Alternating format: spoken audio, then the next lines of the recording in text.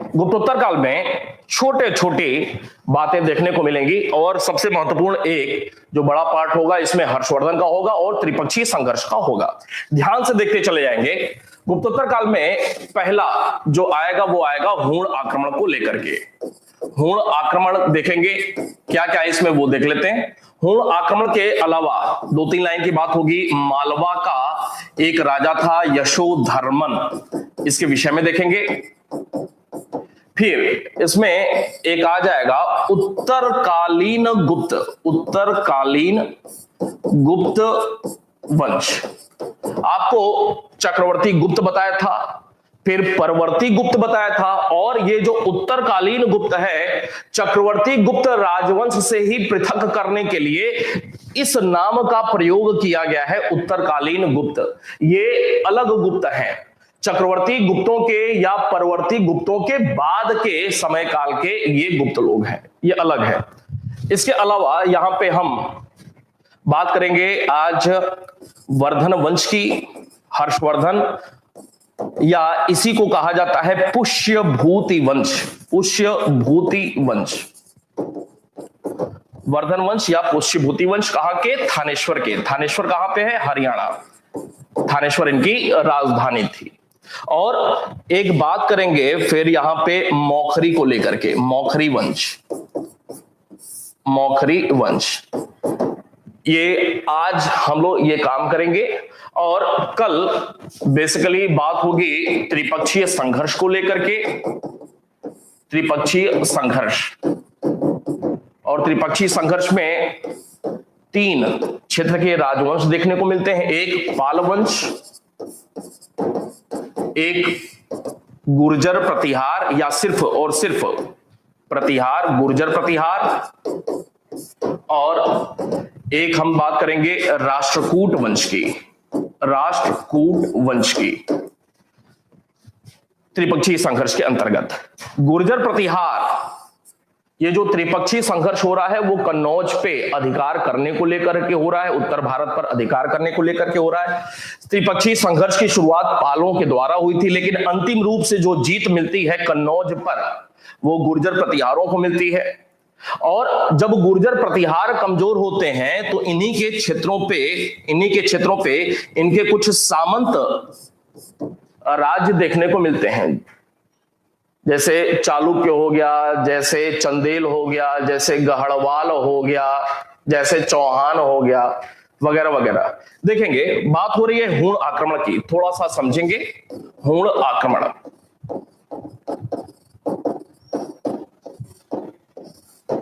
हूण आक्रमण में पहली जो बात है कि ये कौन थे, तो ये मध्य एशियाई थे। पहले देख लेते हैं, उसके बाद सारी बातों को नोट करेंगे। मध्य एशियाई थे। किस प्रकार के थे? खानाबदोश किस्म के थे, या असभ्य किस्म के थे, या फिर बर्बर कहा जाता है। इसके अलावा भारत पे इनका जो आक्रमण हो रहा है वो 5वीं-6वीं सदी में हो रहा है। अब ये जो मध्य एशियाई थे, तो मध्य एशियाई हूणों की 2 शाखाएं थीं। एक पूर्वी शाखा और एक पश्चिमी शाखा। पूर्वी और पश्चिमी शाखा। कभी भी यह प्रश्न बनेगा, लोग गलत करेंगे जो अभी हम बात करने वाले हैं। पूर्वी शाखा को श्वेत हूण कहा जाता था, और इन्हीं का भारत पर आक्रमण हुआ था।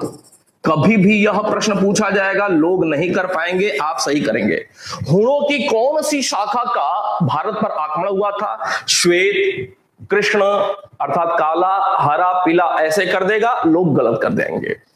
अब ये जो हूण आक्रमण हो रहा है तो कब हो रहा है? 5वीं-6वीं सदी में हो रहा है। 5वीं सदी का मतलब 400 समथिंग में। और जो प्रथम आक्रमण हो रहा है किसके समय हो रहा है? स्कंदगुप्त के समय हो रहा है, और स्कंदगुप्त पहला राजा था जिसने हूणों को हराया था। अब स्कंदगुप्त के समय जो हूण आक्रमण हुआ था वो किसका हूण आक्रमण हुआ था? तो हूणों का जो प्रथम नेता था, हूणों के अगर नेता की बात किया जाए तो प्रथम जो नेता था उसका नाम था खुशनेवाज का ही स्कंदगुप्त से लड़ाई हुआ था, स्कंदगुप्त ने खुशनवाज को या हुणों को हराया हुआ था। खुशनवाज के बाद अगला जो महत्वपूर्ण नेता हुआ उसका नाम था तोरमाड़। तोरमाड़ को लेकर के दो तीन बातें देखने को मिलती हैं। पहली बात कि तोरमाड़ भारत में हुणों की वास्तविक सत्ता किसने स्थापित की हुई थी, तो हुणों की वास्तविक सत्ता स्थापित किया था तोरमाड़ ने। तोरमाड़ ने जब भारत में वास्तविक सत्ता स्थापित किया तो तोरमाड़ की राजधानी कहीं बनी होगी, तो कहां थी राजधानी इसकी, तो इसकी राजधानी पवैया में थी। पवैया चंद्रभागा नदी के किनारे, पवैया पंजाब क्षेत्र में। इससे संबंधित एक अभिलेख प्राप्त हुआ है मध्य प्रदेश से तोरमाड़ से संबंधित एक अभिलेख प्राप्त हुआ है जिसका नाम है रिष्ठल अभिलेख का संबंध किससे है, तो रिष्ठल अभिलेख का संबंध तोरमाड़ से। ये तीन प्रमुख बातें। तोरमाड़ के बाद अगला जो हुणों का लीडर हुआ या राजा हुआ उसका नाम था मिहिरकुल।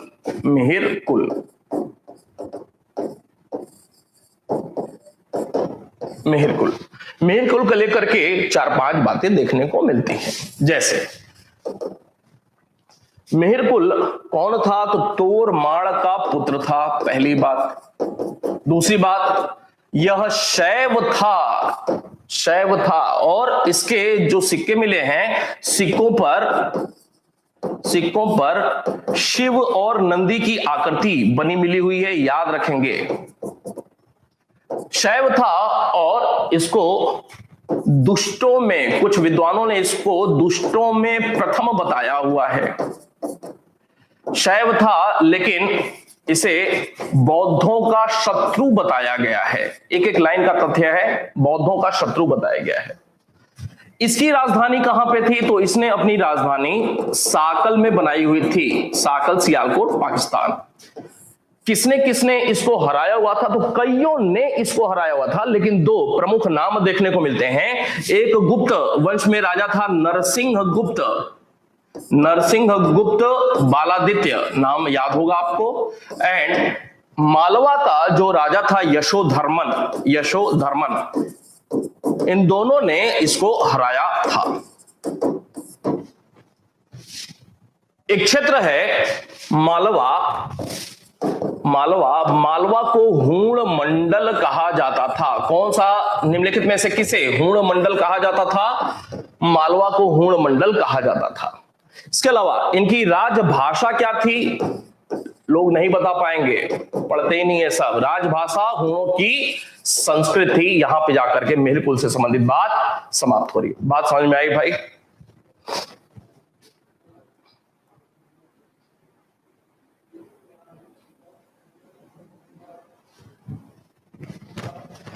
आगे बात करेंगे मालवा का यशोधर्मन। मालवा का यशोधर्मन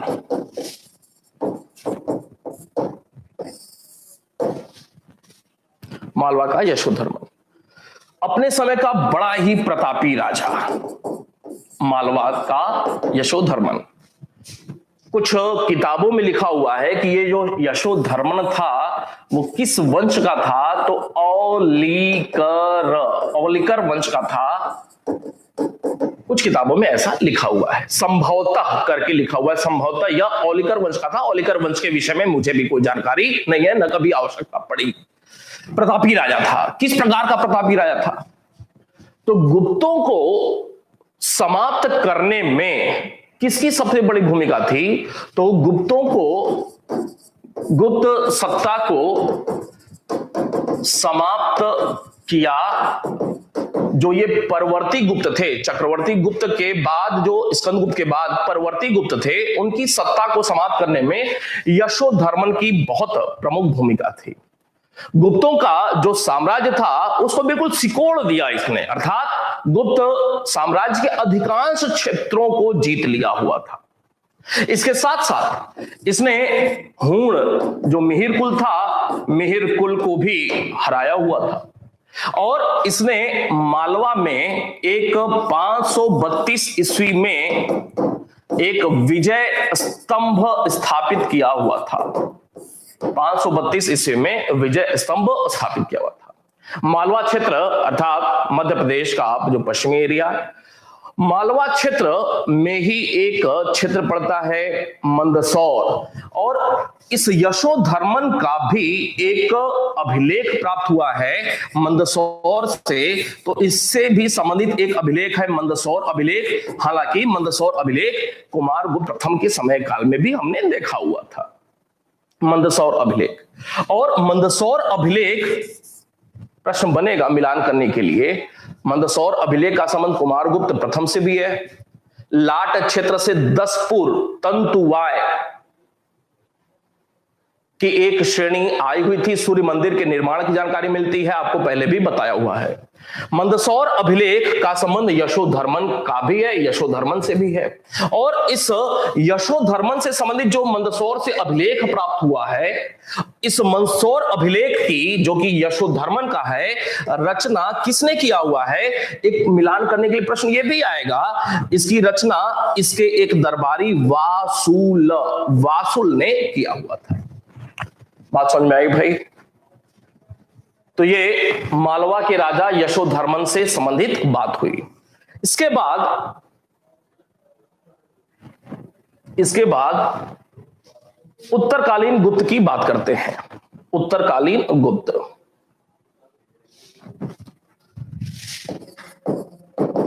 उत्तरकालीन गुप्त ऐसे 20 राजवंश हैं, छोटे छोटे, वही 2-2, 4-4, 5-5 लाइन की बातें हैं। और उत्तरकालीन गुप्त की बात करें तो चक्रवर्ती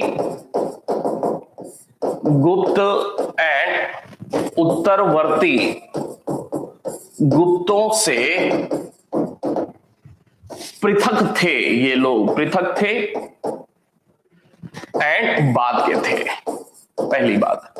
इसी वजह से उत्तरकालीन गुप्त कहा जाता है, इनसे भिन्नता दिखाने के लिए।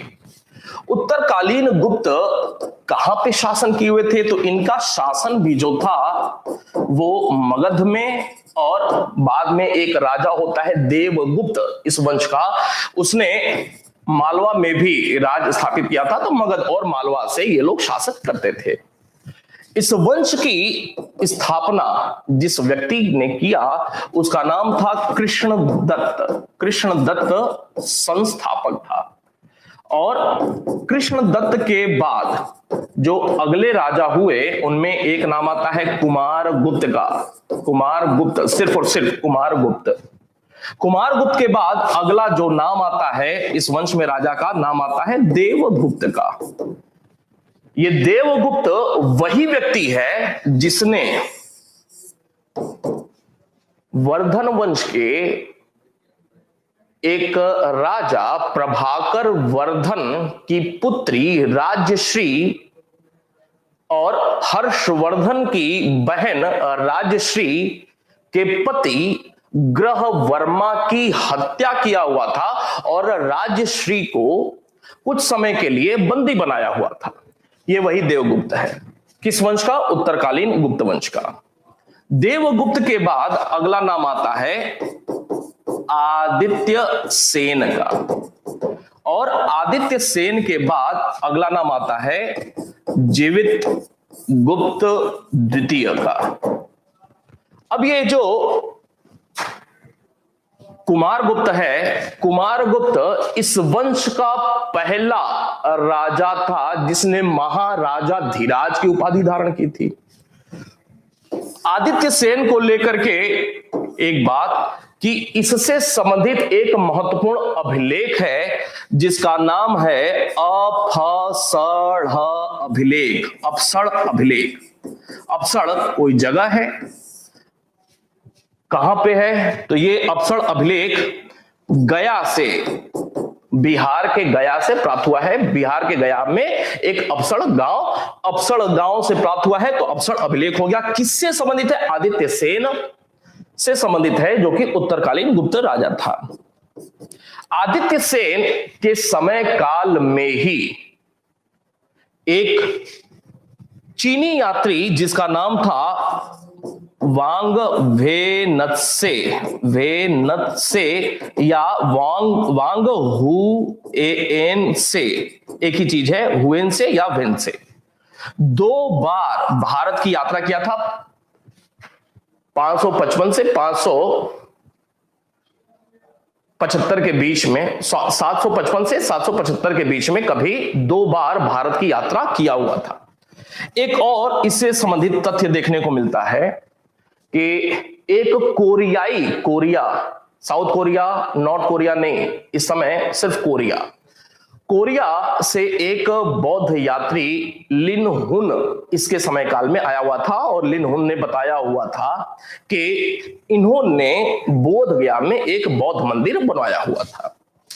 जीवित गुप्त से संबंधित एक तथ्य, यह इस वंश का अंतिम राजा था।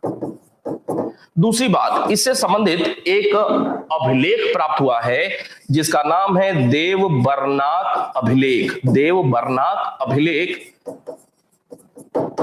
महत्वपूर्ण नहीं है, ये सब महत्वपूर्ण नहीं है अभिलेख, लेकिन यूपी पीसीएस में हाल फिलहाल में ऐसे जानबूझ करके खोज के अभिलेखों को मिलान करने के लिए दे रहा है, और लोगों के लिए समस्या, ये तो कभी पढ़ा ही नहीं है, तो कभी सुना ही नहीं है। लेकिन आप लोगों के साथ ऐसी समस्या बिल्कुल नहीं आएगी। देवबर्नाक अभिलेख कहां से प्राप्त हुआ है? तो ये गया नहीं, ये आरा जिला, बिहार के आरा में एक जिला है, आरा जिला, वहां से यह अभिलेख प्राप्त हुआ है। तो ये उत्तरकालीन गुप्तों के विषय में बात हुई। पहले इन सारी बातों को नोट कर लेते हैं यहां तक, उसके बाद वर्धन वंश की बात करते हैं और मौखरी वंश की बात करते हैं। बात समझ में आई भाई? आसान है सब?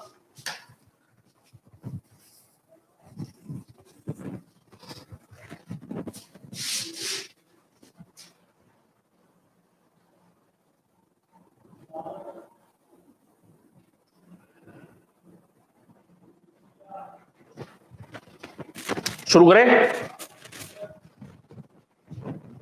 चले, एक हेडिंग डालेंगे, गुप्तोत्तर काल। बड़ी हेडिंग गुप्तोत्तर काल, नीचे नंबर 1 हूण आक्रमण। शुरुआत करेंगे। हूण मध्य एशियाई बर्बर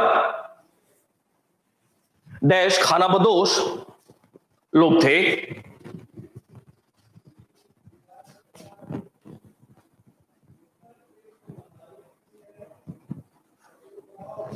खानाबदोश लोग थे।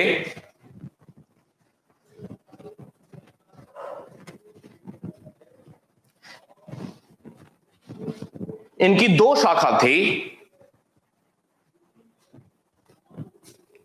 इनकी 2 शाखा थी, डैश पश्चिमी शाखा तथा पूर्वी शाखा।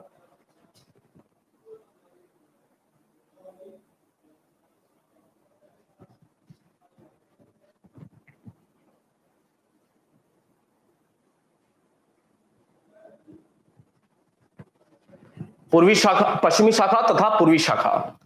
पूर्वी शाखा जिसे श्वेत हूण कहा जाता है, पूर्वी शाखा जिसे श्वेत हूण कहा जाता है,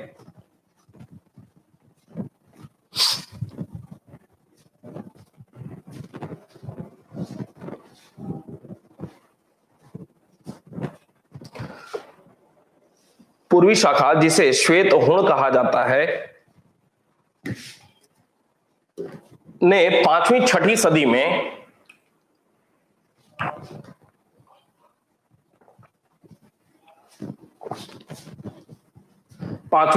सदी में भारत पर आक्रमण किया था।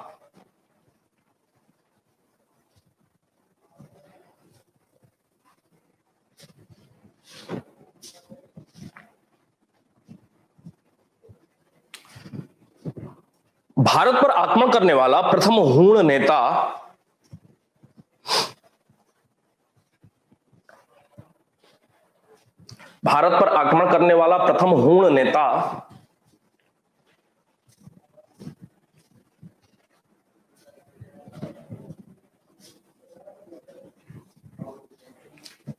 खुशनिवाज था,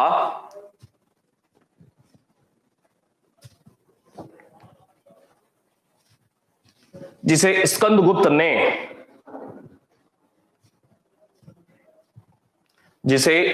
ने हराया था।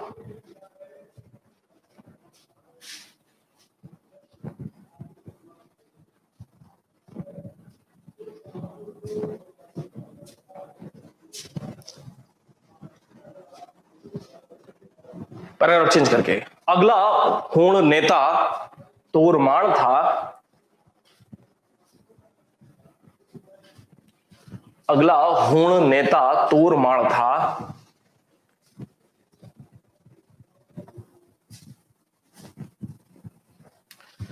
जिसे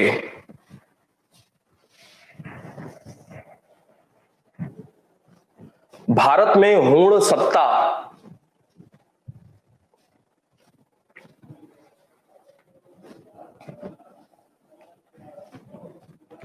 की स्थापना का श्रेय जाता है।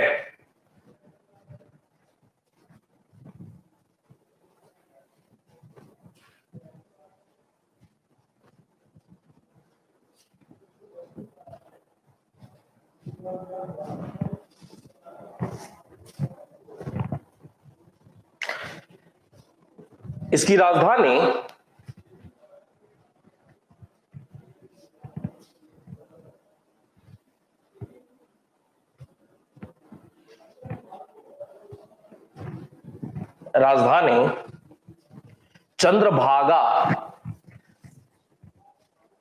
चंद्रभागा नदी के तट पर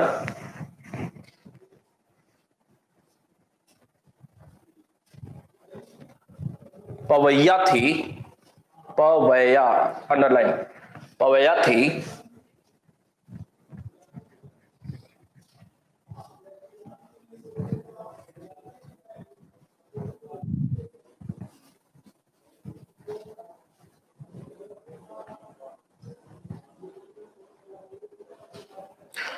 तोरमाण से संबंधित मध्य प्रदेश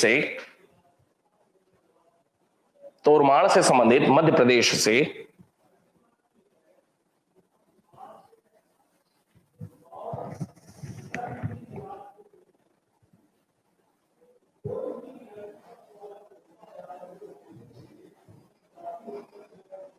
रिष्ठल अभिलेख प्राप्त हुआ है।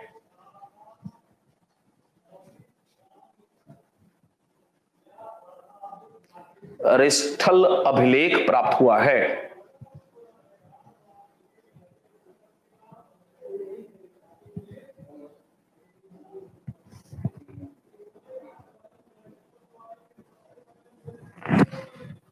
रिष्ठल अभिलेख प्राप्त हुआ है। एक लाइन और, जैन ग्रंथ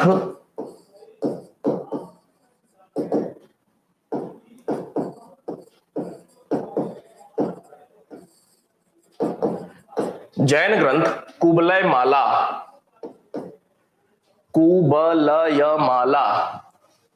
जैन ग्रंथ कुबलयमाला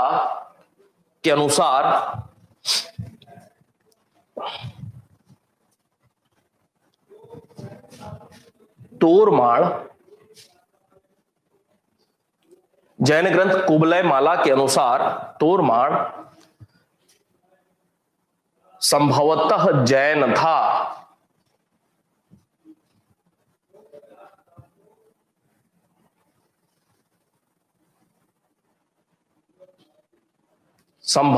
जैन था।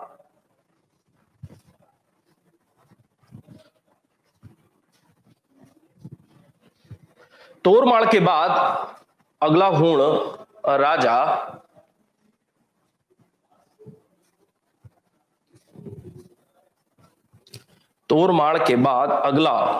राजा उसका पुत्र मिहिरकुल हुआ।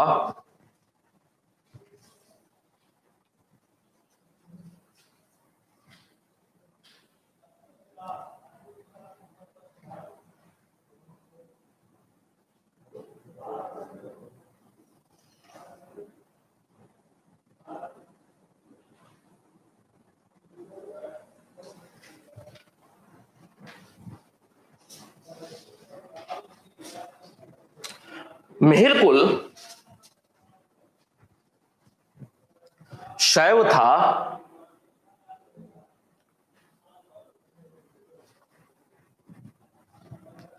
शैव था जिसके सिक्कों पर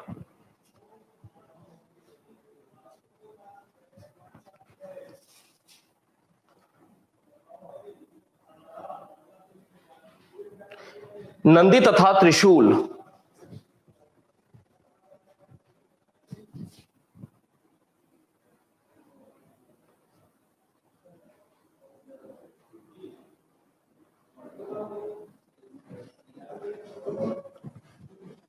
नंदी तथा त्रिशूल की आकृति का अंकन है।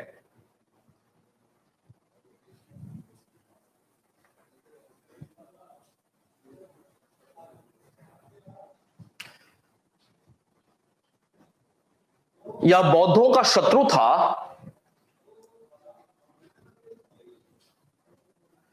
यह बौद्धों का शत्रु था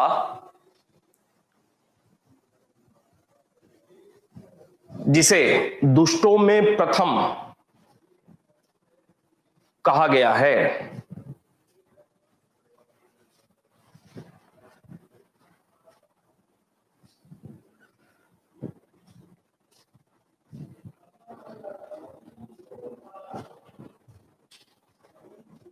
दुष्टों में प्रथम कहा गया है।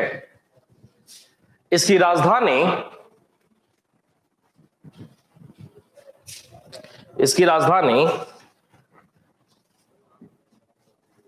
साकल में थी।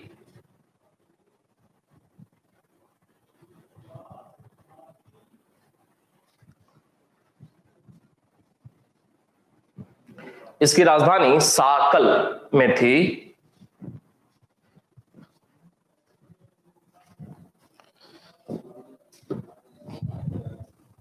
इससे संबंधित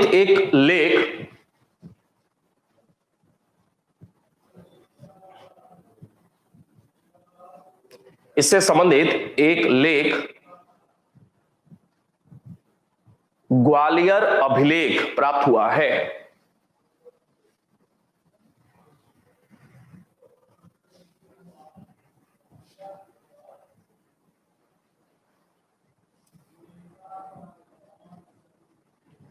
ग्वालियर अभिलेख प्राप्त हुआ है।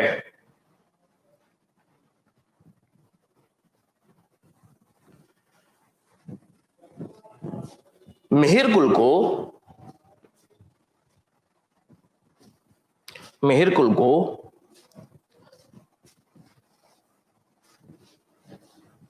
अन्य राजाओं के अलावा और भी लोगों ने हराया था। अन्य राजाओं के अलावा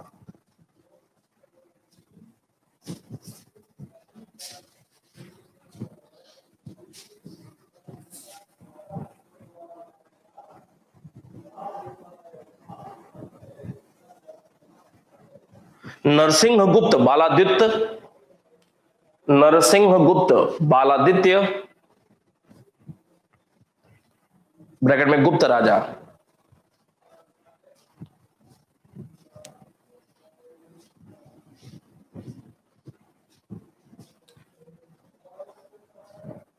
तथा मालवा के राजा यशोधर्मन ने भी हराया था।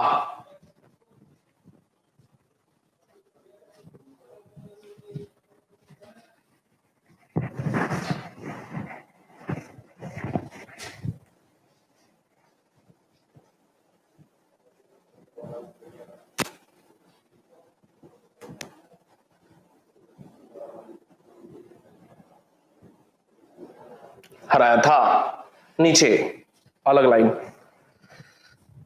मालवा को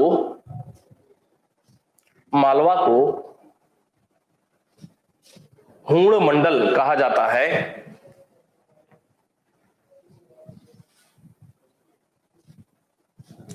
हूण मंडल कहा जाता है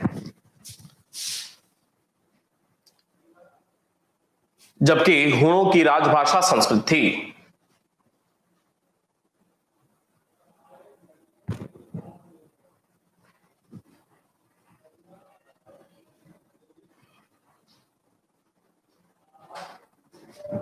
हेडिंग डालेंगे मालवा का यशोधर्मन, मालवा का यशोधर्मन।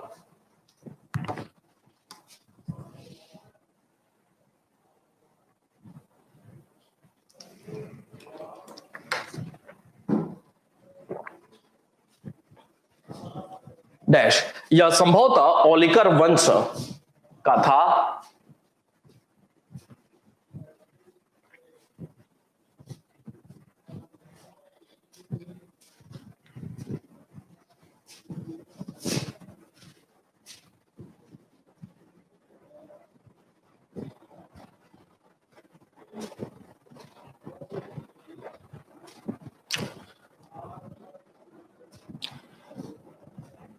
जिसने अपने समय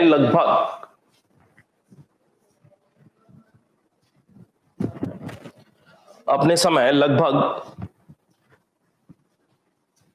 संपूर्ण उत्तर भारत की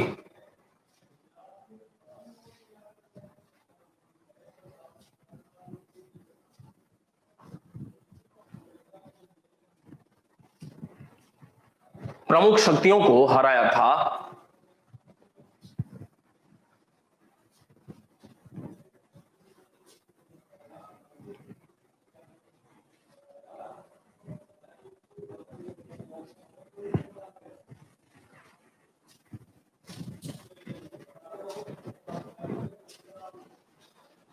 यशोधर्मन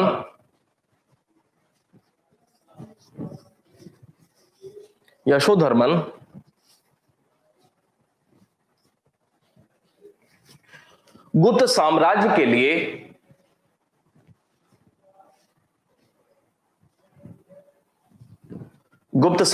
लिए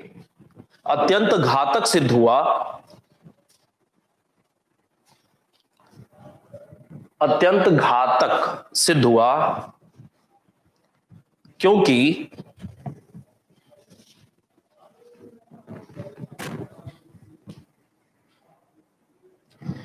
इसने गुप्तों के अधिकांश भाग पर कब्जा कर लिया।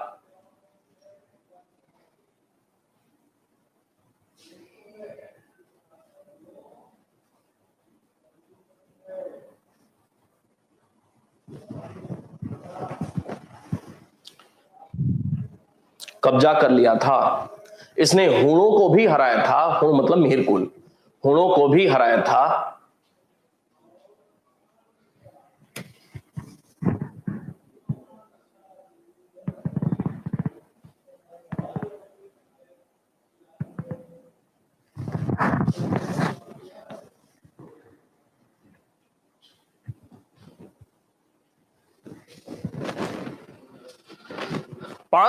ईस्वी में इसने मालवा में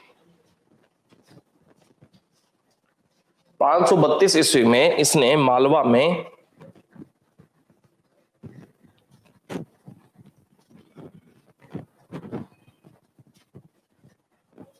विजय स्तंभ स्थापित कराया था।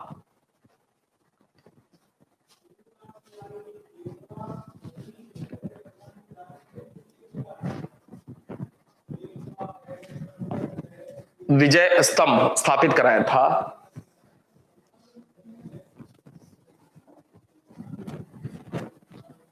यशोधर्मन के मंदसौर अभिलेख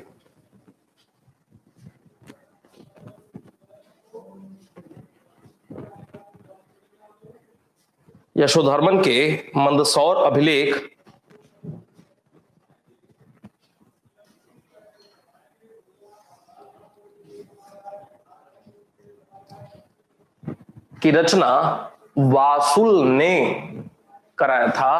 वासुल अंडरलाइन, मंदसौर अभिलेख अंडरलाइन, वासुल ने कराया था।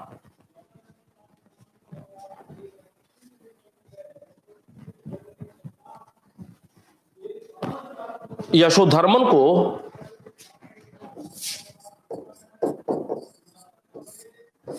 जनेंद्र भी कहा जाता था।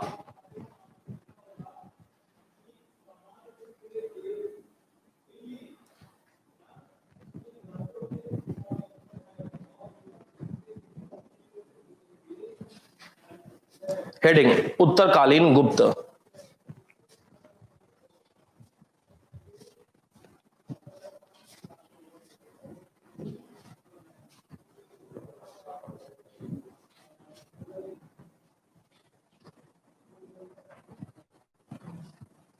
डैश चक्रवर्ती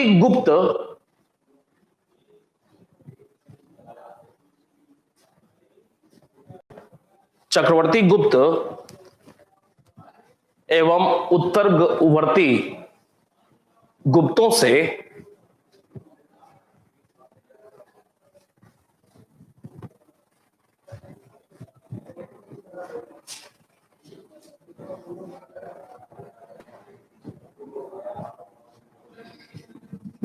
पृथक करने के लिए ही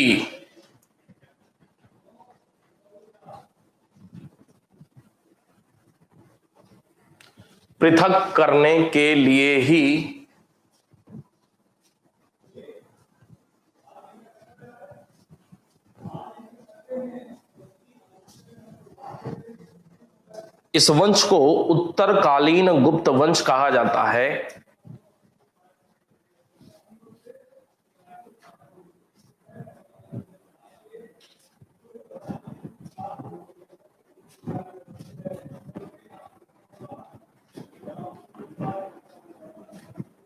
इस वंश का शासन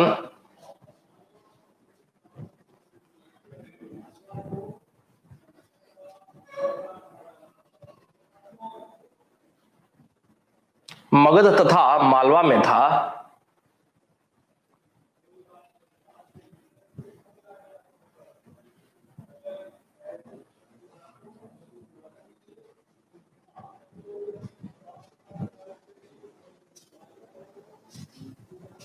पैराग्राफ चेंज करके, इस वंश का संस्थापक कृष्ण दत्त था।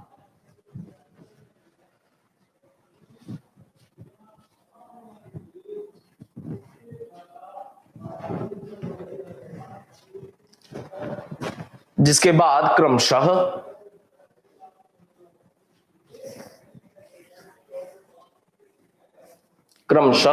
कुमारगुप्त, एरो देवगुप्त, एरो आदित्य सेन,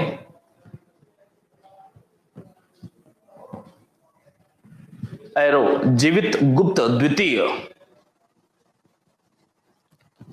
अगले राजा हुए।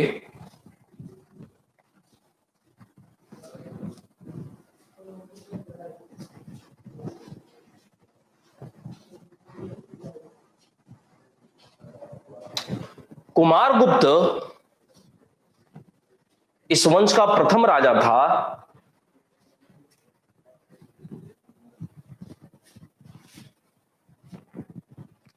कुमारगुप्त इस वंश का प्रथम राजा था जिसने महाराजा धीराज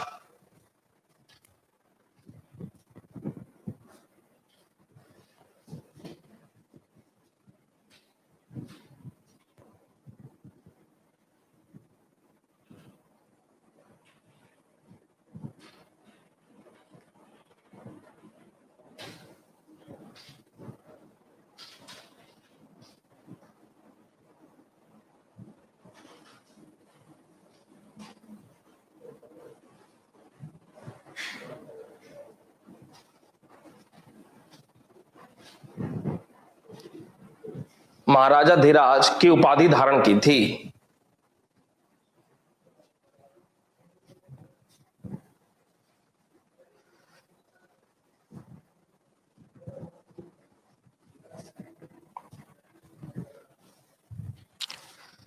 इसका समकालीन मौखरी वंश का राजा, इसका समकालीन मौखरी वंश का राजा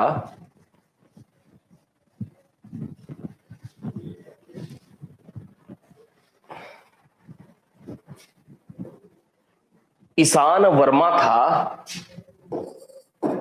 ईशान वर्मा था जिससे इसका संघर्ष हुआ था।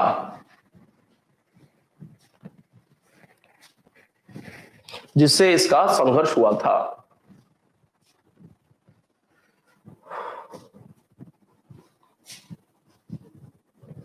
पैराग्राफ चेंज करके, देवगुप्त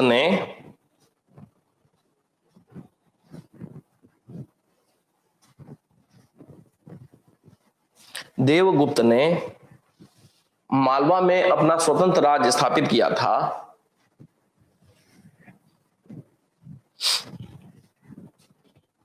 मालवा में अपना स्वतंत्र राज्य स्थापित किया था।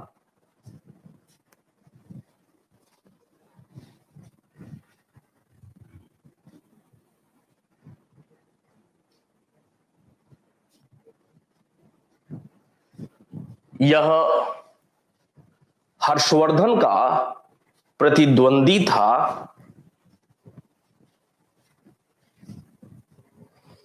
हर्षवर्धन का प्रतिद्वंदी था।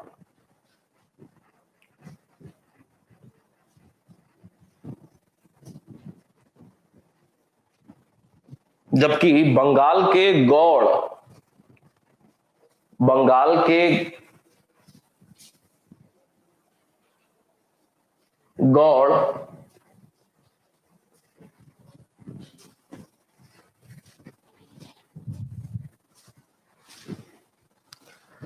के राजा शशांक का मित्र था।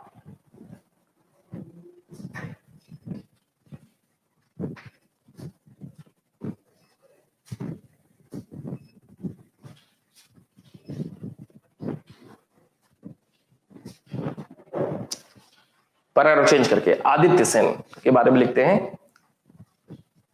यह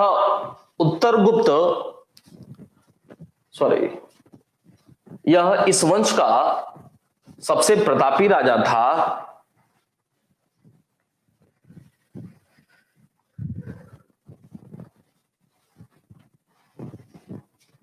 जिसने 3 अश्वमेध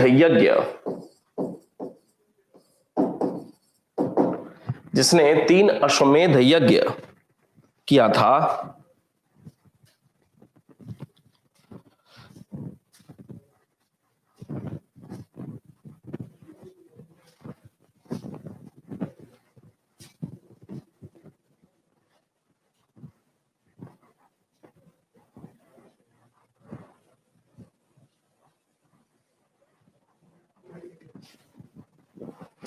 गया से प्राप्त अपसड़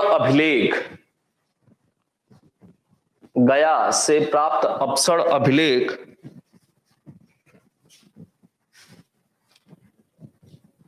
इसी का है।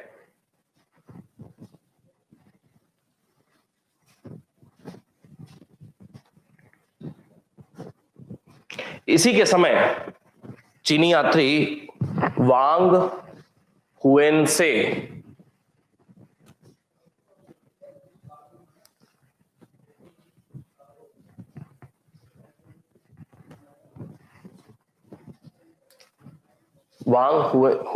ब्रैकेट में लिखेंगे राजदूत बनकर आया था।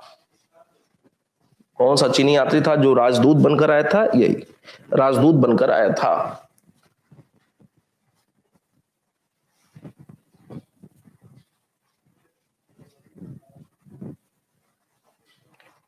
Bracket close.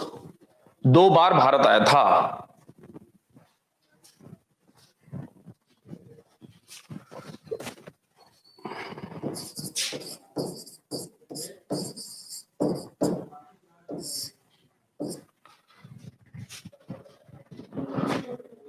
कोरिया के बौद्ध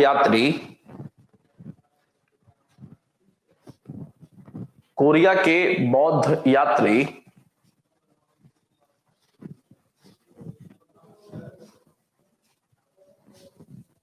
हुई लून के अनुसार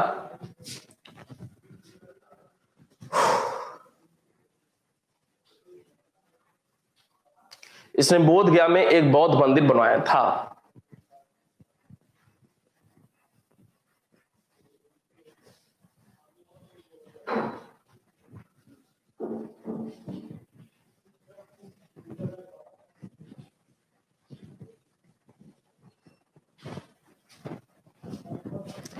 पैराग्राफ चेंज करके जीवित गुप्त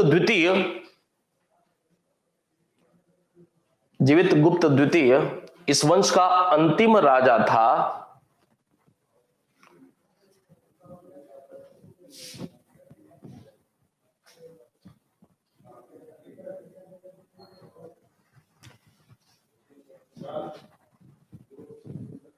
जिसका एक अभिलेख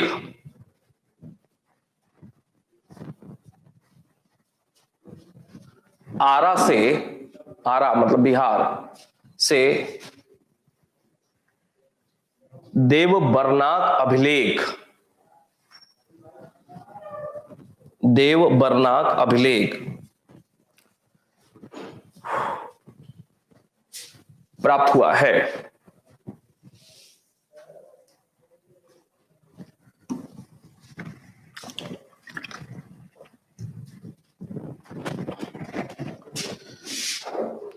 दो चार लाइन है, प्लस कन्नौज के मौखरी भी लिखेंगे। एक हेडिंग डालेंगे, कन्नौज का मौखरी वंश, कन्नौज का मौखरी वंश।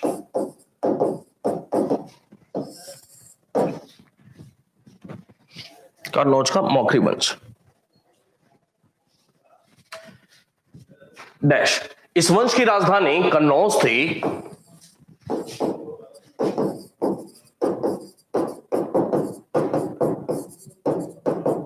इस वंश की राजधानी कन्नौज थी,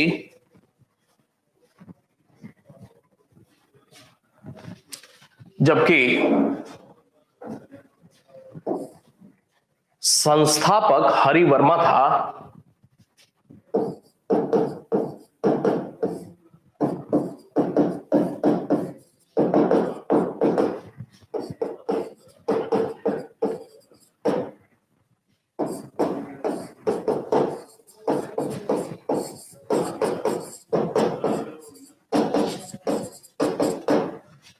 इस वंश की जानकारी के तीन महत्वपूर्ण स्रोत हैं। इस वंश की जानकारी के तीन महत्वपूर्ण स्रोत हैं।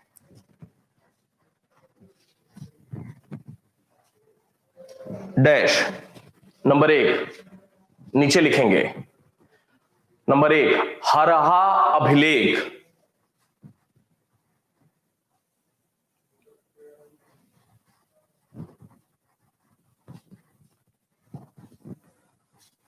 हरहा अभिलेख ब्रैकेट में 12 बंकी से प्राप्त हुआ है। ये हरहा अभिलेख।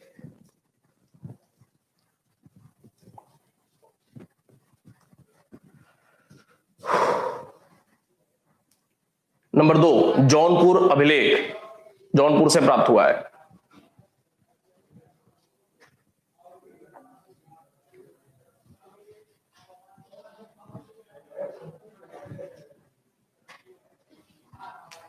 नंबर तीन, असीरगढ़। असीरगढ़ कहां पे है? बरार, महाराष्ट्र क्षेत्र में। असीरगढ़ ताम्रपत्र लेख।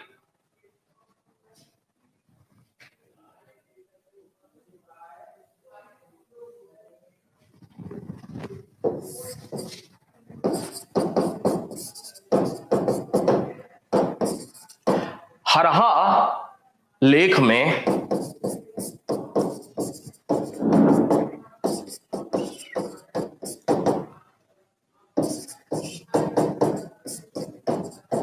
इस वंश के आरंभिक चार राजाओं के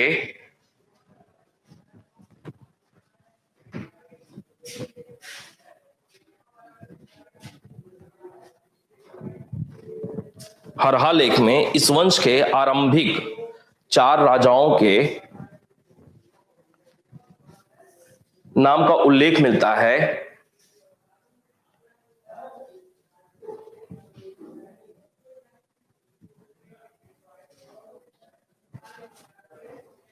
जो निम्नलिखित है। डैश।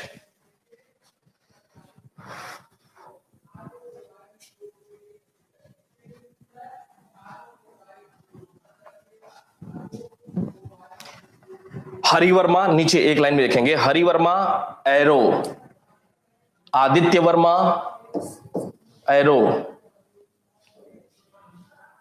ईश्वर वर्मा एरो, ईशान वर्मा।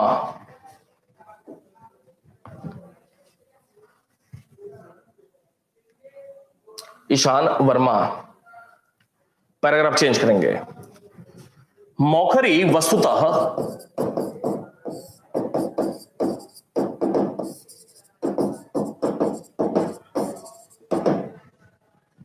मौखरी वस्तुतः गुप्तों के सामंत थे।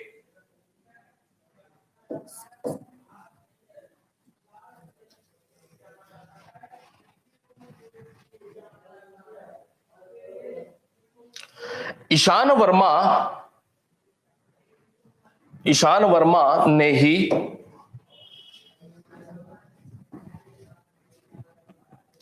मौखरियों को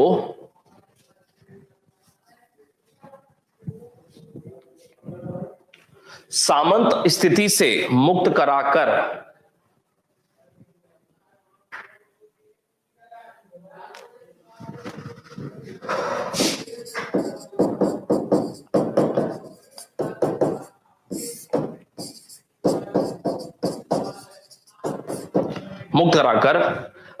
स्वतंत्र राजा की स्थिति तक लाया था।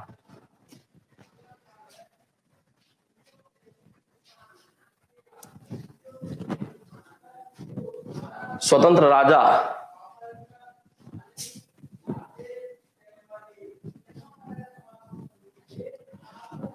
तक लाया था।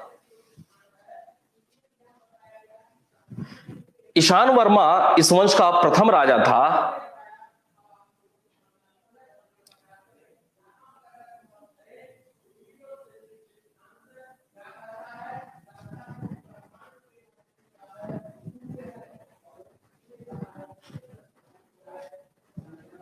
जिसने महाराजा धीराज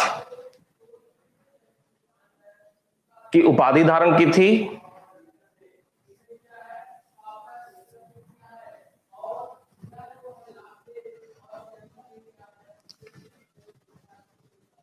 और सिक्के चलाए थे।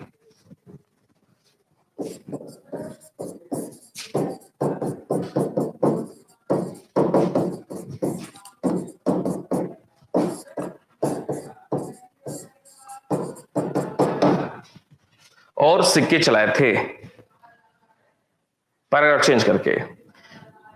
ईशान वर्मा के बाद क्रमशः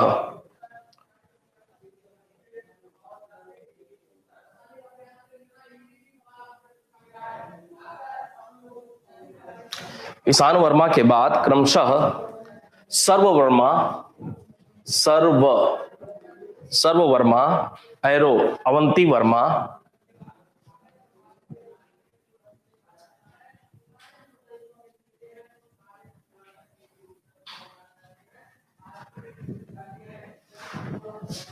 तथा ग्रह वर्मा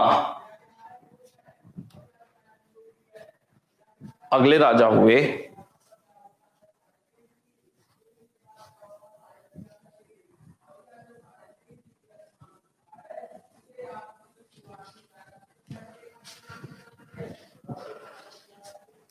ग्रह वर्मा का विवाह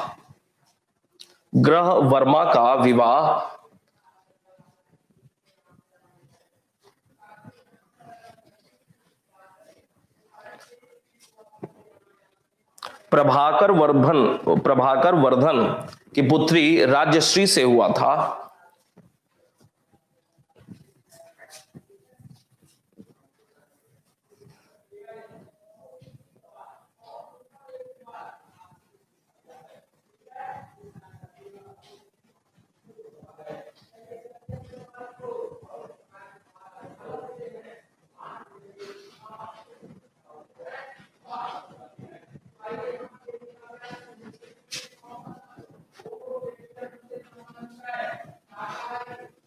किंतु इसकी हत्या देवगुप्त ने कर दिया था।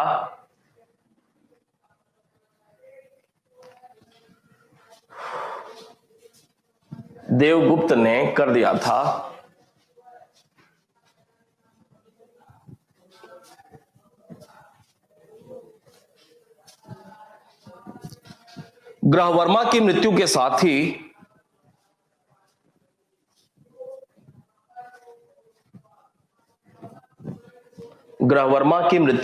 ही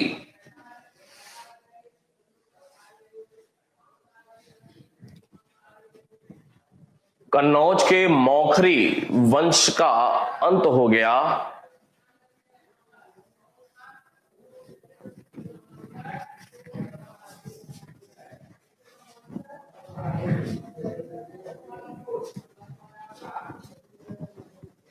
और हर्षवर्धन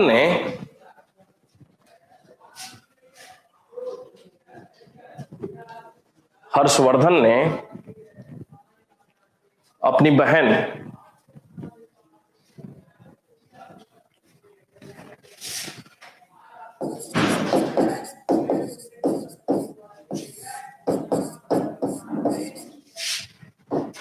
राजश्री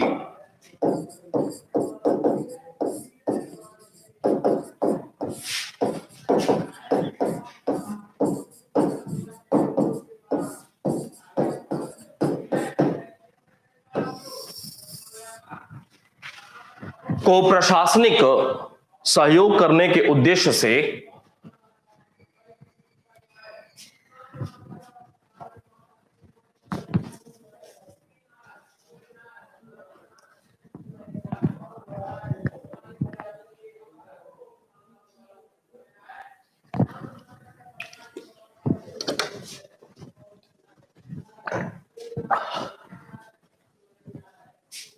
अपनी राजधानी थानेश्वर से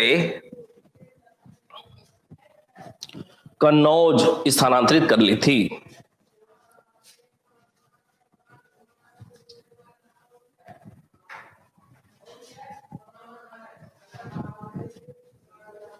बस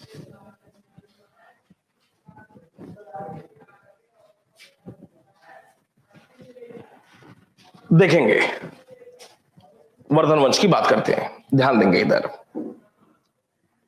हो गया भाई?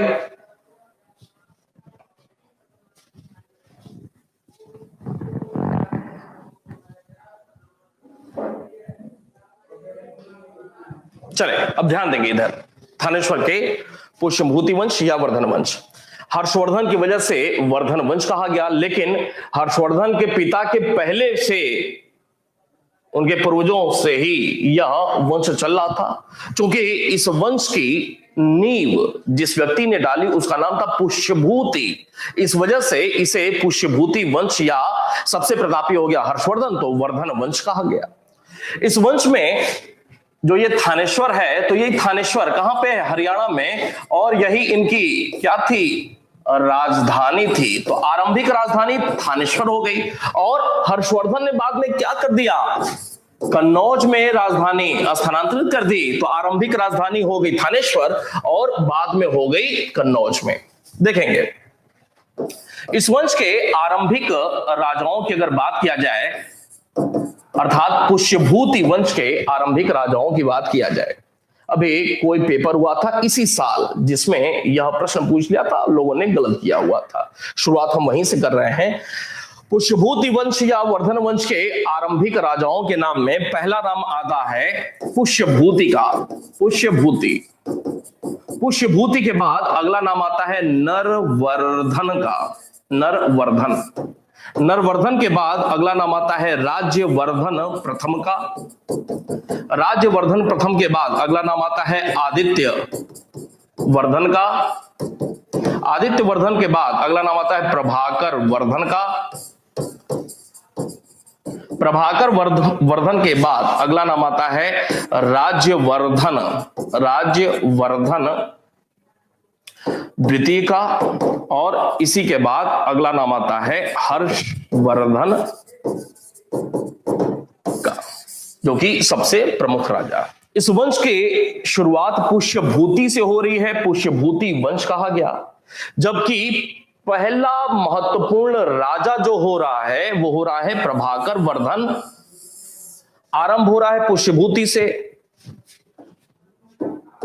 पुष्यभूति से पहला महत्वपूर्ण राजा हो रहा है प्रभाकर वर्धन और सबसे महत्वपूर्ण हो जा रहा है हर्षवर्धन। प्रभाकर वर्धन को लेकर के कि प्रभाकर वर्धन इस वंश का प्रथम राजा था। जिसने क्या किया था, महाराजा धीराज की उपाधि धारण की थी। यह प्रश्न कभी नहीं पूछा हुआ है, कभी भी प्रश्न पूछा जाएगा। प्रथम राजा था जिसने महाराजा धीराज की उपाधि धारण की हुई थी।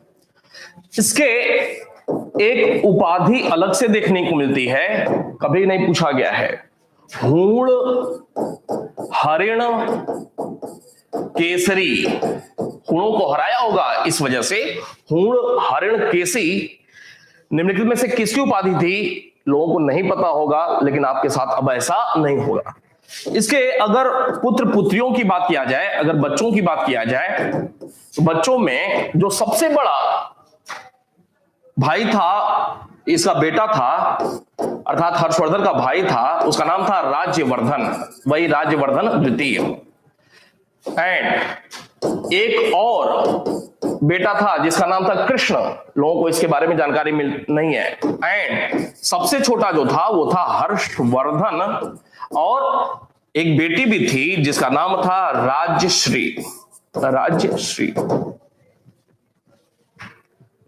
बात समझ में आ रही है? दो तीन लोग बताएं हाँ। प्रभाकर वर्धन ने राज्यश्री का विवाह किसके साथ किया था? अभी आपने देख लिया, विवाह ग्रह वर्मा के साथ किया था। अब किसी व्यक्ति के नाम में ही अगर ग्रह लगा हो तो समझ सकते हैं ग्रह नक्षत्र कितने परेशान कर रहे होंगे।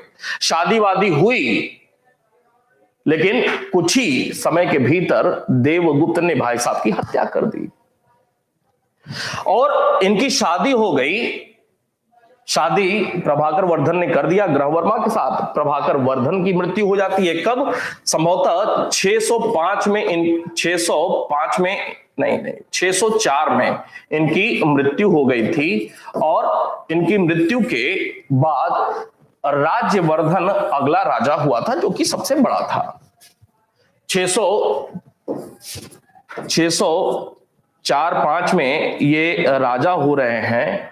और जब राजश्री के पति ग्रहवर्मा की हत्या देवगुप्त ने कर दी, तो देवगुप्त की हत्या, ये राजा बन गए हैं, देवगुप्त की हत्या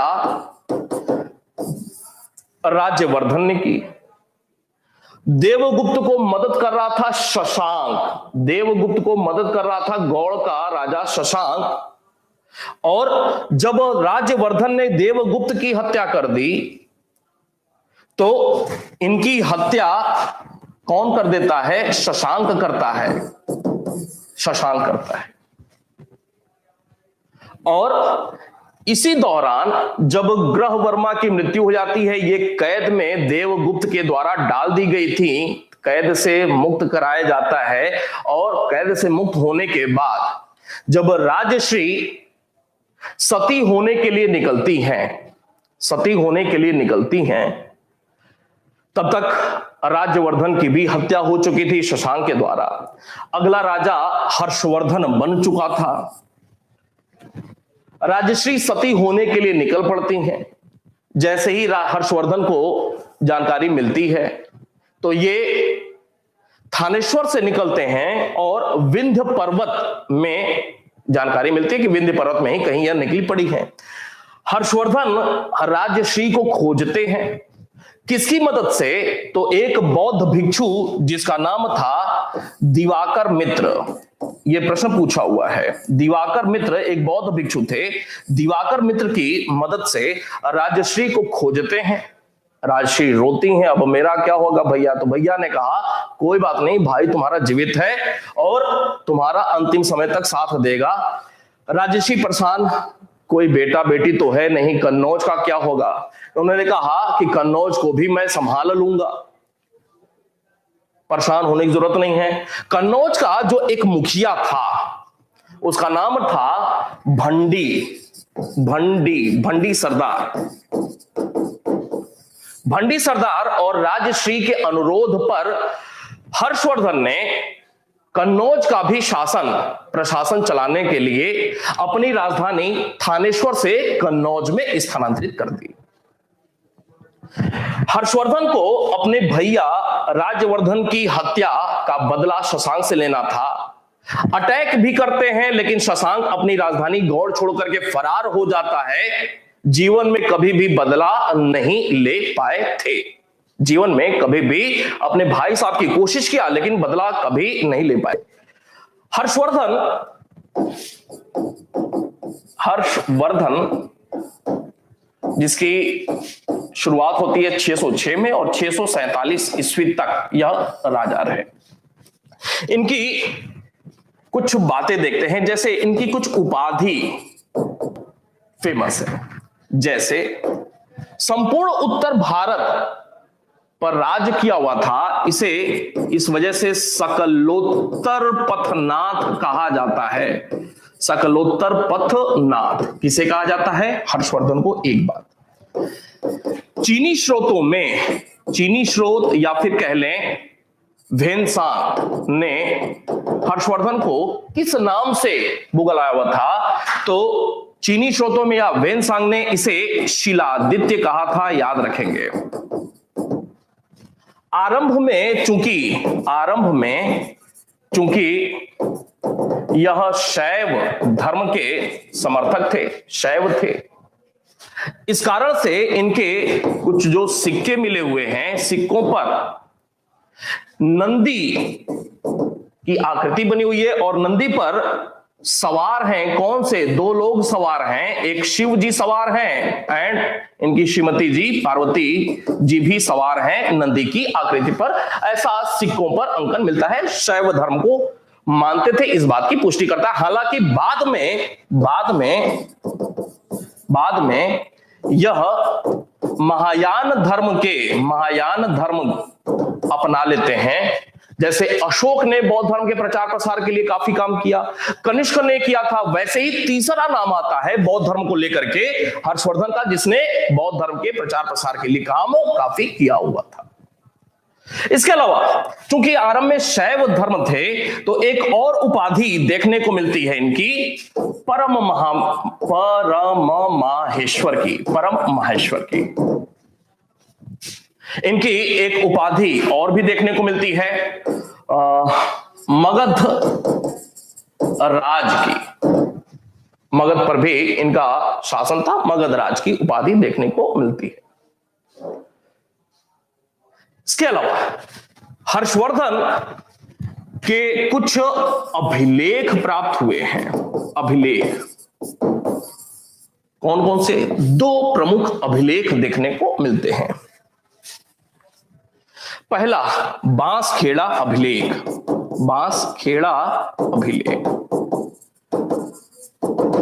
बांसखेड़ा कहां से प्राप्त हुआ है?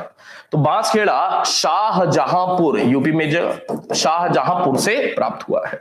दूसरा एक है मधुबन लेख।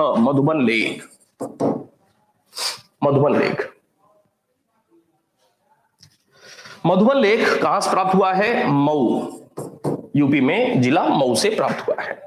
बांसखेड़ा अभिलेख की खास बात क्या है? बांसखेड़ा अभिलेख की खास बात यह है कि इस अभिलेख पर हर्षवर्धन के हस्ताक्षर की अनुकृति देखने को मिलती है। अर्थात हर्षवर्धन के कौन से एक अभिलेख पर हस्ताक्षर का साक्ष्य मिलता है? बांसखेड़ा अभिलेख। और भारत में सिग्नेचर का प्रथम उदाहरण हर्षवर्धन का यह बांसखेड़ा अभिलेख ही है।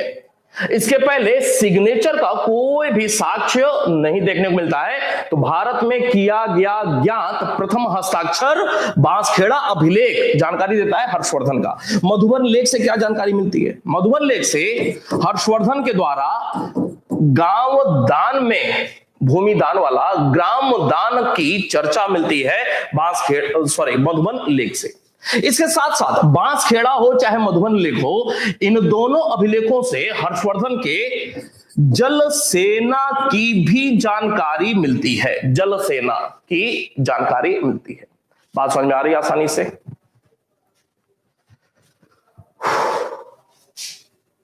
बताया।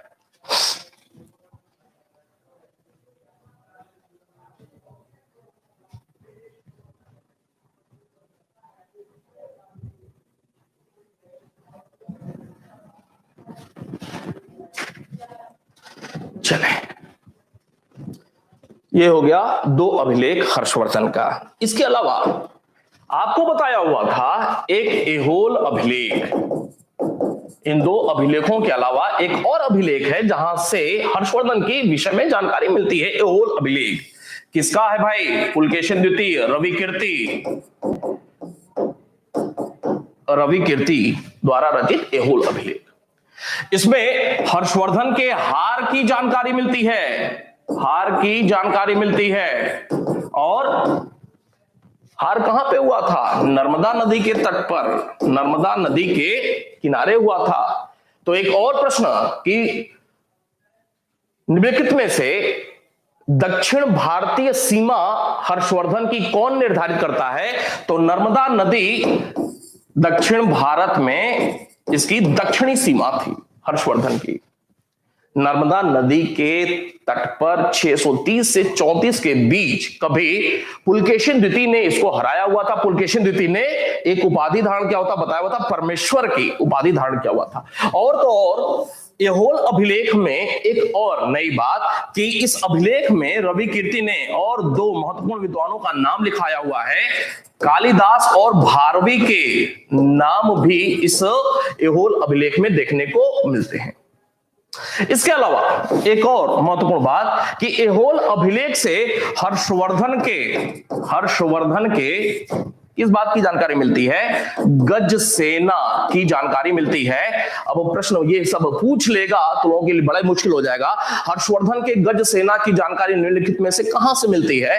अब लोगों के लिए मुश्किल हो जाएगा। और हम लोग लगातार सामान्य चीजों को पढ़ते जा रहे हैं, लेकिन लगातार हम लोग इस प्रकार की चीजें प्रत्येक टॉपिक से रिलेटेड देखते जा रहे हैं जहां पे अन्य लोगों को मुश्किलों से गुजरना पड़ेगा, लेकिन आपके लिए ऐसा नहीं होगा। एहोल अभिलेख से हर्षवर्धन के हार की जानकारी मिलती है, लेकिन एक तथ्य और, एहोल अभिलेख के अलावा वेनसांग की पुस्तक सी यू लेटर नहीं, सी यू की से भी हर्षवर्धन के हार की जानकारी मिलती है। अर्थात साहित्यिक स्रोतों में हर्षवर्धन का सी यू की हर्षवर्धन के हार की जानकारी देता है पुलकेशिन द्वितीय से, और पुरातात्विक में एहोल अभिलेख।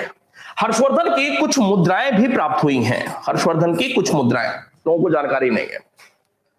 निम्नलिखित में से कहां से हर्षवर्धन की मुद्रा प्राप्त नहीं हुई है? लोगों के लिए मुश्किल। मुद्राएं कहां से प्राप्त हुई हैं? नालंदा से। नालंदा से जो प्राप्त हुआ है हर्षवर्धन की मुद्रा, वो मिट्टी की बनी हुई है। ध्यान में रखेंगे, मिट्टी की। ऐसे ही प्रश्न पूछेगा, मिट्टी की हर्षवर्धन की मुद्रा कहां से प्राप्त हुई है? पता ही नहीं है।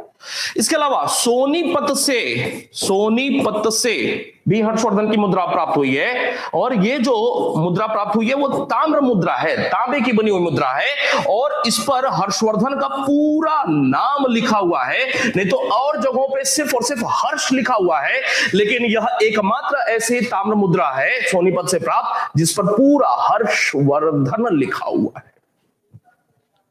इसके अलावा भट्टौर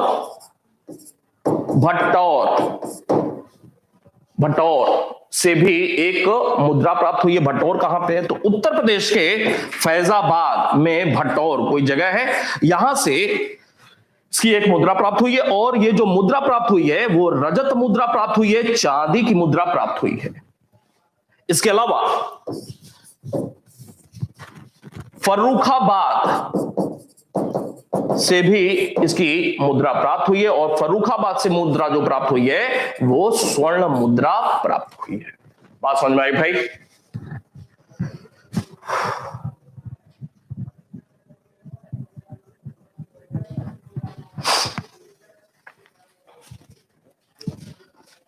दो तीन बातें। हर्षवर्धन कन्नौज का राजा हो जाता है, और कन्नौज में महायान बौद्ध धर्म से संबंधित एक सभा का आयोजन हुआ था। सभा का आयोजन, यह भी प्रश्न अभी 2 साल पहले ही यूपीपीएसएस में पूछा हुआ है। कहां पे हुआ था? एक बौद्ध धर्म से संबंधित एक सभा का आयोजन कहां पे हुआ था? कन्नौज में। यही प्रश्न पूछा हुआ था, जिन्होंने पेपर दिया वो पता होगा। सभा का आयोजन किया था, जिसका अध्यक्ष कौन था इस सभा का? तो इस सभा का जो अध्यक्ष था वो था वेनसांग, अध्यक्ष था। और इस सभा के दौरान ही वेनसांग को 2 उपाधि मिली हुई थी, ये लोगों को नहीं पता है। कन्नौज में बौद्ध धर्म से संबंधित एक सभा का आयोजन हुआ था, और जो 4 बौद्ध सम्मेलन पढ़ा हुआ है आपने, 4 बौद्ध सम्मेलन के बाद ये 5वां सबसे महत्वपूर्ण सम्मेलन या सभा हर्षवर्धन के समय काल में देखने को मिलती है। और इसकी अध्यक्षता वेनसांग ने किया था, और इसी दौरान इसको 2 उपाधि प्राप्त हुई थी, महायान देव की, महायान देव की और एक मोक्ष देव की, मोक्ष देव की 2 उपाधि प्राप्त हुई थी। इसके अलावा हर्षवर्धन के समय प्रति 5वें वर्ष, कहां पे, प्रयाग में, प्रयाग में प्रति 5वें वर्ष, प्रति 5वें वर्ष, 5वें वर्ष, जैसे आज प्रयाग में हर 12वें वर्ष पे महाकुंभ, हर 6ठे वर्ष पे अर्धकुंभ, और हर वर्ष माघ मेला, वैसे ही हर्षवर्धन के समय भी कुंभ का आयोजन होता था, और प्रति 5वें वर्ष। और वो जो कुंभ का नाम था, वो क्या नाम था, महामोक्ष परिषद, महामोक्ष परिषद, महामोक्ष परिषद नाम से हर्षवर्धन के समय, बात कितनी पुरानी है। और ये कितने दिन चलता था, 75 दिन चलता था, 75 दिन चलता था प्रति 5वें वर्ष हर्षवर्धन के समय। हर्षवर्धन 606 में राजा बनता है, 606 में राजा बनता है, और जो छठवां हुआ हर्षवर्धन के समय, जो छठा हुआ, प्रति 5वें वर्ष होता था, जो छठा हुआ, छठे में भाग लिया था कौन, भाग लिया था वेनसांग, छठे वाले में वेनसांग भाग लिया हुआ था, छठे वाले में, बात समझ में आ रही होगी, छठे में वेनसांग भाग लिया था। अब यहां पे जो पूजा होती थी, वो हर्षवर्धन महामोक्ष परिषद में किन देवताओं की पूजा करता था बारी बारी से, तो यहां पे हर्षवर्धन सूर्य की पूजा करता था, बुद्ध की भी पूजा करता था, और शिव की भी पूजा करता था। बात समझ में आ रही होगी। एक और महत्वपूर्ण बात, हर्षवर्धन के समय काल के कुछ प्रमुख दरबारी देखने को मिलते हैं। हर्षवर्धन स्वयं बांसुरी अच्छा बजाता था, हर्षवर्धन स्वयं बांसुरी बहुत अच्छा बजाता था। हर्षवर्धन ने भी किताबें लिखी हुई थी 3। इस वजह से निम्नलिखित में से किसे साहित्य का सम्राट कहा जाता है, साहित्य सम्राट किसे जाता है, नहीं पता होगा आप लोगों को। हर्षवर्धन को ही साहित्य का सम्राट भी कहा जाता है। क्यों? क्योंकि इन्होंने 3 किताबें लिखी हुई थी। कौन कौन सी? प्रियदर्शिका, नाम पता होगा, ये तो पहले भी लिखाया हुआ है पहले टॉपिक में। रत्नावली एंड नागानंदन, 3 किताबें साहित्य सम्राट भी कहा जाता है। इनके दरबारी कौन थे? इनके दरबारियों में एक जो सबसे महत्वपूर्ण नाम, बाण भट्ट। बाण भट्ट ने कुछ किताब लिखी। एक नाम हर्षचरित, एक नाम कादम्बरी। कादम्बरी जो किताब है, कादम्बरी की रचना में बाण भट्ट के एक सहयोगी, अब कोई भट्ट करके ही है, अकेले नहीं लिखा था, 2/3 भाग कादम्बरी की बाण भट्ट ने लिखा हुआ था, और 1/3 1/3 हिस्सा कोई भट्ट करके, जया भट्ट या कुछ करके हैं, भट्ट ही इनके सहयोगी ने लिखा हुआ था। इसके अलावा एक और, एक चंडी शतक, ये नहीं पता होगा आपको। बाण भट्ट के अलावा भी और भी दरबारी थे, जैसे एक थे मयूर, नाम था व्यक्ति का, जैसे मेरा नाम शेखर। इन्होंने एक किताब लिखी थी जिसका नाम था सूर्य शतक। एक और मातंग दिवाकर, इसके दरबारी हर्षवर्धन के। इसके अलावा हरिदत्त इटीसी, ये कुछ दरबारी थे। इसके अलावा हर्षवर्धन के दो तीन समकालीन विद्वान भी देखने को मिलते हैं, दरबारी नहीं लेकिन समकालीन। कौन? एक का नाम है ब्रह्मगुप्त, नाम सुना होगा, खगोलविद गणितज्ञ, ब्रह्म स्फुट सिद्धांत वाले। और इसके अलावा एक बहुत ही महत्वपूर्ण विद्वान मीमांसा दर्शन से संबंधित कुमारिल भट्ट, ये एक मीमांसा दर्शन के प्रमुख विद्वान थे। मीमांसा दर्शन की जो शुरुआत, कल के प्रश्न में आपने देखा होगा, मीमांसा दर्शन की शुरुआत किसने किया हुआ था? खड्ड दर्शन, सांख्य, योग, न्याय, वैशेषिक, मीमांसा, वेदांत, ये खड्ड दर्शन कहे जाते हैं। सांख्य दर्शन से संबंधित कल प्रश्न में रहा, कपिल प्रणेता रहे। योग से संबंधित पतंजलि, न्याय दर्शन से संबंधित गौतम प्रणेता, न्याय दर्शन की शुरुआत करने वाले। फिर मीमांसा दर्शन से संबंधित अगर बात, वैशेषिक दर्शन की बात किया जाए तो अभी लिख देते हैं, कुमारिल भट्ट कौन थे? एक मीमांसा दर्शन के प्रमुख विद्वान थे। इसके अलावा समकालीन में ही एक व्यक्ति हैं वामन और एक व्यक्ति हैं ज्यादित्य। इन्होंने एक किताब लिखी हुई थी जिसका नाम है कशिका वृत्ति। यहां पे जाकर के ये बात खत्म हो रही है। अगर दर्शन की बात करें, जो बात बोल रहा था, खड्ड दर्शन में सांख्य, योग, न्याय वैशेषिक में समानता देखने को मिलती है। इसी वजह से एक साथ इनका नाम लेना होता है। न्याय वैशेषिक, युगल दर्शन भी कहे जाते हैं। युगल दर्शन लगभग समान सिद्धांत है, इसी वजह से युगल दर्शन, न्याय वैशेषिक, सांख्य, योग, न्याय वैशेषिक और मीमांसा और वेदांत। सांख्य दर्शन की शुरुआत कपिल के द्वारा हुई थी, योग की शुरुआत पतंजलि के द्वारा हुई थी, न्याय दर्शन की शुरुआत गौतम के द्वारा हुई थी।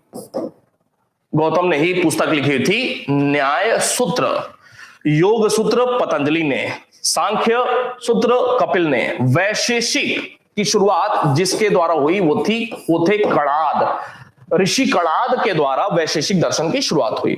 मीमांसा की जो शुरुआत हुई वो जैमिनी या जैमिनीय ऋषि के द्वारा हुई थी, मीमांसा दर्शन की शुरुआत। और बाद में दो और महत्वपूर्ण विद्वान जुड़ते हैं मीमांसक के रूप में, मीमांसक या मीमांसा दर्शन की शुरुआत तो जैमिनी ने की थी, लेकिन दो महत्वपूर्ण और विद्वान मीमांसा दर्शन में देखने को मिलते हैं। एक कुमारिल भट्ट, ये वही कुमारिल भट्ट हैं हर्षवर्धन के समकालीन, और एक और कुमारिल भट्ट एंड प्रभाकर मित्र, कुमारिल भट्ट और प्रभाकर मीमांसा दर्शन से जुड़े हुए। वेदांत की अगर बात किया जाए, वेदांत देखेंगे, वेदांत की अगर बात किया जाए, वेदांत से संबंधित जो प्रथम पुस्तक है और जो व्यक्ति हैं वो है वादरायण,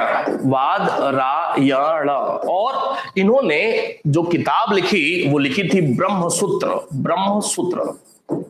वेदांत दर्शन में बेसिकली सिद्धांतों का आधार क्या है, सब कुछ क्या बताया गया है, जो भी कुछ है सब कुछ ब्रह्म है, सब कुछ ब्रह्म है। और इसी ब्रह्म को ही शून्य मान करके विवेकानंद ने 1893 में शिकागो में विश्व धर्म सम्मेलन में अपना आख्यान दिया हुआ था। लोग समझ ही नहीं पाए, बस बातें अच्छी लग रही थी। इसी ब्रह्म को गोल गोल घुमा दिया। लोगों ने कहा कि जीरो पे बोला हुआ था। What was zero? ब्रह्म को ही जीरो मान करके सब कुछ बोल दिया, कथा कहानी, और वाह वाह वाह वाह होने लगा। और एक बहुत ही महत्वपूर्ण वहां का समाचार पत्र न्यूयॉर्क टाइम्स ने लिखा, हमें इस बात का तो बड़ा ही अफसोस दिखाई दे रहा है, इस जैसे ज्ञानवान पुरुष के देश में जाकर इंग्लैंड ईसाई धर्म का प्रचार कर रहा है। यह बात बिल्कुल समझ में नहीं आती। खैर, वेदांत दर्शन की बात करते हैं और इसमें बहुत सारी शाखाएं, ब्रांचेस देखने को मिलती हैं। जैसे एक है अद्वैतवाद।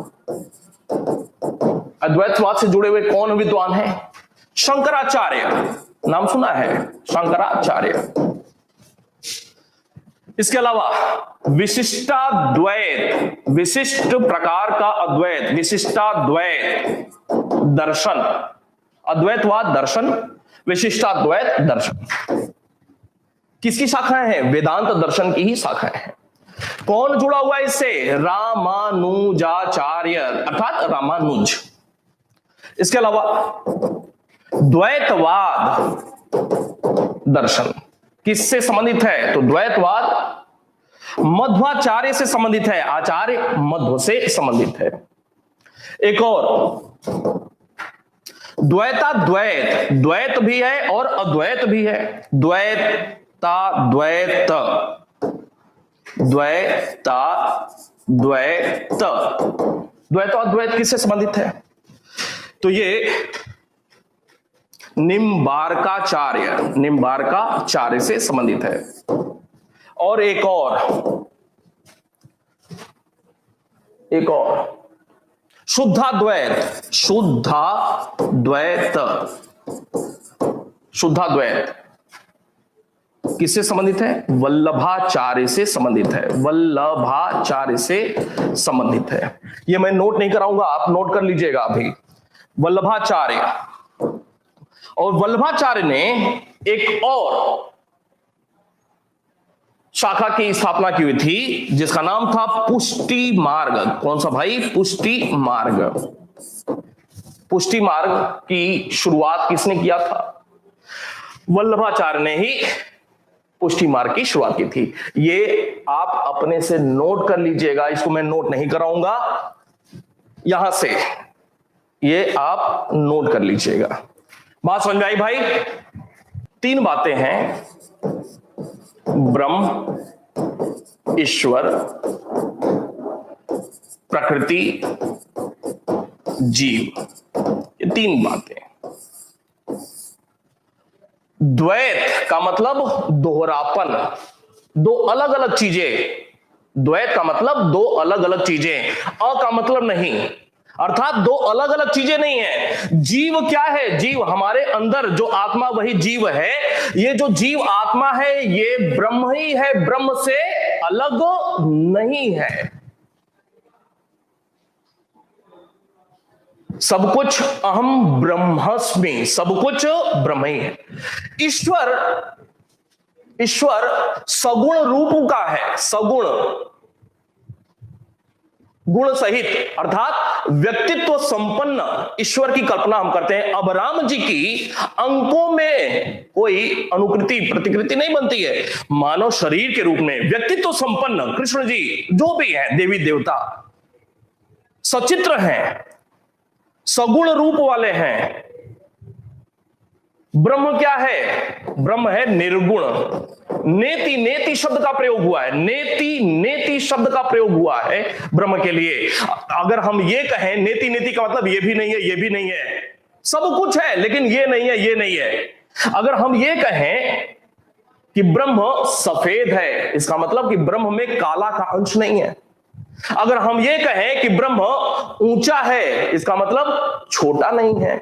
इसी वजह से ब्रह्म में किसी भी गुण का आरोपण नेति नेति शब्द से व्याख्यात किया गया है कि हम पर्टिकुलर किसी एक चीज को ये नहीं कह सकते हैं कि ब्रह्म ऐसा है। अगर ऐसा करेंगे इसका मतलब कि दूसरा वाला या उसका विरोधी वाला ब्रह्म में अंश नहीं है, जो कि गलत हो जाएगा। इस वजह से ब्रह्म की व्याख्या शंकराचार्य ने नेति नेति शब्द से की हुई थी।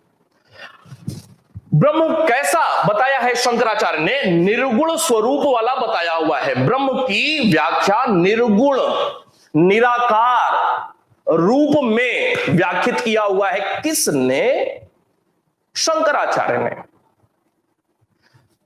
शंकर बताते हैं प्रकृति अर्थात ये जो जगत है, ये जो संसार है, प्रकृति उसे ही कहा जाता है, ये ब्रह्म का ही अंश है। ब्रह्म का ही अंश है। सब कुछ ब्रह्म है, अर्थात दोहरापन नहीं है, द्वैत नहीं है, सब कुछ अद्वैत है। छोड़ते हैं इस बात को। बात समझ में आ रही होगी?